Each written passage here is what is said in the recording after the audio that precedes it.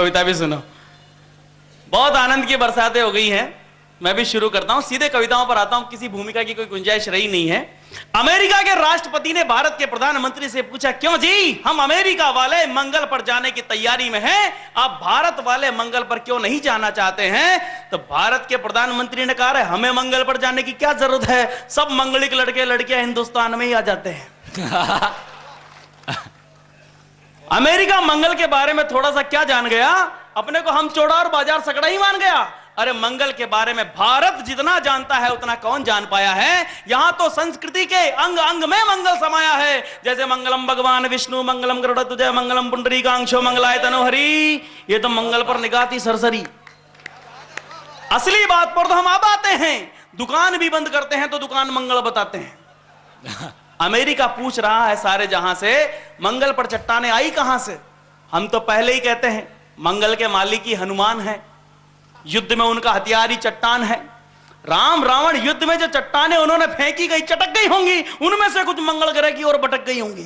क्या बात है, वाह वाह। इसलिए है अमेरिकन, फालतू वक्त मत बर्बाद करो, मंगल से कुछ पाना है तो पहले हनुमान जी को याद करो। वाह वाह। ये बात अमेरिका के राष्ट्रपति ओबामा हुसैन ने सुन ली थी, तब से 24 घंटे उसकी जेब में हनुमान चालीसा पड़ी रहती है। वाह। अमेरिका ने कहा मंगल बहुत दुखी है, आजकल वहां पानी नहीं बहता है। अमेरिका इसलिए ताकतवर देश नहीं है कि उसके पास परमाणु बम है, वो तो भारत के पास भी है, हमसे ज्यादा पाकिस्तान के पास भी है। आजकल ताकतवर वह है जिसके पास सबसे तेज गति से सूचनाएं आती है और सूचनाएं जाती हैं। वो दुनिया को ये बताना चाहता है कि तुम कुछ नहीं जानते, हम जानते हैं, देखो मंगल पर क्या हो रहा है। तब मैं उसका ये दम्भ तोड़ना चाहता हूं। मेरे बहुत प्रिय मित्र ओमपुरी जी यहां बैठे हैं, उनको समर्पित करता हूं। उन्होंने कहा मंगल बहुत दुखी है, आजकल वहां पानी नहीं बहता है, और हम कहते हैं मंगल हमारे यहां आनंद के साथ रहता है। राह चलते कोई किसी से पूछे, कहो कैसा शगल है, तो सामने वाला बोलता है आनंद मंगल है। वाह। इसलिए हे अमेरिकन, मंगल को दुखी मत कहो, मंगल को क्रोध आ गया तो अशांति बढ़ जाएगी और हिंदुस्तान से पंडित बुलाकर ग्रह शांति करानी पड़ जाएगी। अरे तुम्हारे यहां का विज्ञान तभी चांद और मंगल पर जाने की बात करता है, और हमारे यहां छोटे से छोटा पंडित भी नवग्रहों की जानकारी रखता है, नवग्रहों की जानकारी रखता है। जो यार इतना जोरदार बंगला कैसे बनाया, बोला जानना चाहते हो? बोला हाँ, तो चलो छत पर। छत पर जाते ही पूछा वो नदी देख रहे हो? बोला हाँ। बोला उस पर वह पुल देख रहे हो? बोला हाँ। बोला उसी के 10% से बनाया। बात आई गई होगी, समय निकल गया। कुछ समय बाद विदेश के वही मंत्री घूमते हुए इंडिया आए, इत्तेफाक से उन्हीं मंत्री जी की कोठी पर जाने का मौका मिला। उन्होंने कहा यार आपकी कोठी तो बहुत जोरदार है, इतनी जोरदार कोठी कैसे बनाई? बोला जानना चाहते हो? हाँ, तो चलो छत पर। वो जाते ही पहले कहा वो नदी देख रहे हो? बोला हाँ। बोला उस पर वो पुल देख रहे हो? बोला पुल कहां है पुल? बोला उसी के 100% से बनाई है। भ्रष्टाचार जब इन पराकाष्ठाओं को छूने लगता है तब कभी मन आहत होते हुए कुछ कहना चाहता है। एक कर्मचारी से पूछा तेरे को चंद्रमा पर भेजे क्या लेगा? बोला 1 लाख रुपया। वहीं एक व्यापारी था, उससे पूछा तेरे को चंद्रमा पर भेजे क्या लेगा? बोला 2 लाख रुपए। बोला कमाल कर रहा है, कर्मचारी 1 लाख में जा रहा है, तू 2 लाख किस बात के? बोला उसको तो CL PL मेडिकल सब मिलती है, अपने तो दुकान बंद रहेगी ना, 1 लाख तो कंपनसेशन का ही। वही एक नेताजी थे, उनसे पूछा आपको चंद्रमा पर भेजे आप क्या लोगे? नेताजी बोले 5 लाख रुपए। बोला कमाल कर रहे हो, व्यापारी 2 लाख में जा रहा है, कर्मचारी 1 लाख में, आप 5 लाख किस बात के? नेताजी बोले बेवकूफ, 5 लाख में से 2 लाख तो तू ही रख लेना, 2 लाख में रख लूंगा, 1 लाख इस कर्मचारी को दे देंगे जो चंद्रमा पर जाएगा। ये प्रतिभूति घोटाले कांड ऐसे ही होते आए हैं। तब मैं एक कविता कहना चाहता हूं, एक भाषा है जो पूरे मुल्क को मंजूर है, एक भाषा है जो पूरे मुल्क को मंजूर है। आप रिश्वत की जुबान में बात करके देखिए, सब समझ में आती है, फिर आप किसी भी लैंग्वेज में बोलते हो। मैं कविता सुनाता हूं, भारतेंदु जी से अभी प्रेरित होकर के लिखी गई ये कविता आपको सौंपना चाहता हूं। इस कविता की कुछ खास बातें जो बता देना चाहता हूं कि ये कविता जब शुरू होगी तो वापस अपने मुकाम पर जाकर ठहरेगी। बीच में जहां कहीं आपको ये लगे कि आपके मन की बात आ रही है तो समझदार श्रोताओं को समझ में आ जाए तो अपना रेस्पॉन्स तालियां ठाके गड़गड़ाहट कैसे भी बताते रहना। दूसरी बात यह कि आपकी तालियों के लिए ये कविता रुकेगी नहीं, सिर्फ आपको ही बताना पड़ेगा कि ये बात आप तक जम गई है। और सबसे महत्वपूर्ण बात जो ये है, इस कविता में मैंने एक भी लाइन फालतू की नहीं लिखी है। तब मैं पूरे सदन का एक बार प्यार दुलार जोरदार तालियों के रूप में चाहते हुए, रिश्वत बदनाम जमाने में रिश्वत बदनाम जमाने में रिश्वत से होते सभी काम, इसलिए सिफारिश करता हूं रिश्वत को मानो चार धाम। न्यायालय, आलय, देवालय, धरती के बृहद निरीक्षणालय, सब में निवास करता है बुद्धि सार्वभौम रिश्वत कालय। इसको लेने वाला सुख में, इसको देने वाला सुख में, इसका गुण जिसने नहीं जाना महागुणी व्यापक दुख में। ये भेदभाव को दूर करे, यह छुआछूत को दूर करे, अफसर और चपड़ासी तक रिश्ते नाते मजबूत करे।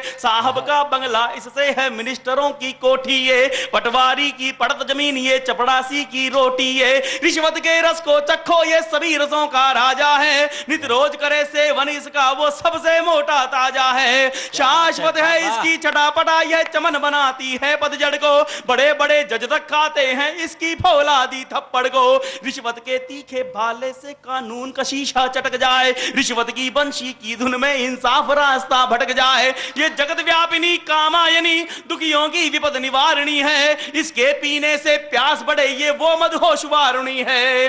वैसे दुनिया के सभी देश रिश्वत को कर्म मानते हैं, 100 में से 80 के लगभग रिश्वत को धर्म जानते हैं। पर कृपा निराली है ईश्वर की, यह गौरवमय धरणी है, सारी दुनिया से रिश्वत में भारत देश अग्रणी है। क्या बात है, रिश्वत के कई तरीके हैं, रिश्वत के होते कई प्रकार, कोई चोरी छुप के लेता है, कोई सरेआम जाता डकार। जो सरेआम जाते डकार वे कहलाते बोतल सवार, तीरथ की तरह होते प्रसिद्ध जैसे थाने के थानेदार। रिश्वत लेने वालों की संख्या सूची है भिन्न भिन्न, जैसे गोदरेज, हरिसन, टाइगर, तालों की कूंची भिन्न भिन्न। हरिसन को समझो हेड क्लर्क, असली पीतल का होता है, पीतल की चाबी लगते ही खुलकर हल्का होता है। गोदरेज की आकृति हर अफसर से मिलती जुलती है, जो जिस नंबर का अफसर है उस नंबर की चाबी लगती है। और मंत्री को समझो डबल लॉक, मंत्री को समझो डबल लॉक, जो कई क्लॉक में खुलता है, डबल डबल चाबी लगती तब जाकर तल से हिलता है। पर रिश्वत का रक्त भी आज जिसने उसको क्या राम बचाएगा। और शास्त्रों में 24 प्रकार के नरक बताए गए, उनमें से सबसे खतरनाक नरक होता है रौरव। उसे रेखांकित करते हुए इस कविता का समापन करता हूं और अध्यक्ष आसन को निमंत्रण दूंगा कि रिश्वत का रक्त भी आज जिसने उसको क्या राम बचाएगा। हजूर तीरथ करे कोई रौरव का हिंसक खाएगा। बहुत बहुत धन्यवाद। और लीजिए मैं अध्यक्ष आसन को प्रणाम करते हुए निवेदन करना चाहता हूं। अरे वो प्रेम प्यार के गीत सुनाओ, आपके रात सपन में आएगी रे मैं आई रे, ताले वाले, ये पार्टनरशिप का गीत है। लेकिन हाँ रे होली आई रे, वारे होली आई रे, शक्ल देख सासू की डर गयो नयो जवाई रे, होली आई रे। वो जवाई पहली बार गया ससुराल तो सासू जी में भाव आ रहे थे। उसने पड़ोसी से पूछा भाई क्या हुआ, वो बोला सासू जी में भूतनी आ गई। ये सुनते ही जमाई की खोपड़ी चक्कर खा गई। उसने ये पूछा ये बताओ एक भूतनी में दूसरी भूतनी कैसे आ गई। एक मोबाइल मस्तियों का अपना एक आनंद आता है। तब मैं आपको सोना देता हूँ, यहाँ तो सब ठंडाई में बैठे होंगे बहुत सारे लोग, तब ठंडाई में इन गीतों का आनंद बढ़ जाता है। एक छोटा सा मुखड़ा और सुनाता हूँ। और कई बुजुर्ग बैठे हैं, पहले तो ये एक मुखड़ा उनको सौंप देता हूं। होली को त्योहार हटी लो, मादक मौसम भारी रे। मुझे तो सुनील जी ने बता दिया था कि हमारे यहाँ के बुजुर्ग बहुत अनुभवी हैं। कई तो इतने अनुभवी हैं कि किसी भी मकान की दीवार सूंघ के बता देते हैं कि इस मकान में कितनी लड़कियां रहती हैं। ये बढ़िया तो। होली को त्योहार हटी लो, मादक मौसम भारी रे, बूढ़ा बूढ़ा खेल रहा कपुतानी पारी रे, होली आई रे, हारे होली आई रे। एक मुखड़ा और सुन लिए। मैं ज्यादा प्राण नहीं पीता हूं, मैं जानता हूं कि टेंशन तो कदम कदम पे बिखरी पड़ी हुई होती है, कब किसको कहां हो जाएगा भरोसा नहीं होता है। अच्छे मूड में सुबह अखबार खोलो, भविष्य बल पढ़ते हुए टेंशन हो जाता है। एक संतान चाहने वाले आदमी का अखबार में भविष्य बल था, मित्रों के सहयोग से काम बनेगा। तो हो जाता है साहब। तो मैं इन चीजों से थोड़ा सा आपको आनंद में ले जाना चाहता हूं। भंग पी गई रे, भंग का आनंद, भंग छने ऐसी छने जैसे गाड़ी कीच घर का समझे मर गए और आप नशे के। आप तो सब जानते हो भट्टे। भंग पी गई रे पड़ोसन भोली अब के होली में, भंग पी गई रे। इधर वाले नहीं बजा रहे पट्टे, इनके काम की चीज ही है भाई। पी गई रे पड़ोसन भोली अब के होली में, भंग पी गई रे। और भंग का प्रभाव क्या होता है? नशे नशे में पति देव को भाई साहब कह बैठी रे, नशे नशे में पति देव को भाई साहब कह बैठी, बिस्तर चद्दर छोड़ पलंग के नीचे जा लेटी, अब के होली में, हारे अब के होली में। और पति को चल गया कि भांग पी गई है, पता चल गया तो पड़ोस की दुकान से गया और अपने यहाँ गुलाब जामुन से मोटी एक और मिठाई होती है काली काली, काला जाम, वो काला जाम लेके आया, पर उसको मालूम नहीं उसको इस वक्त क्या चाहिए।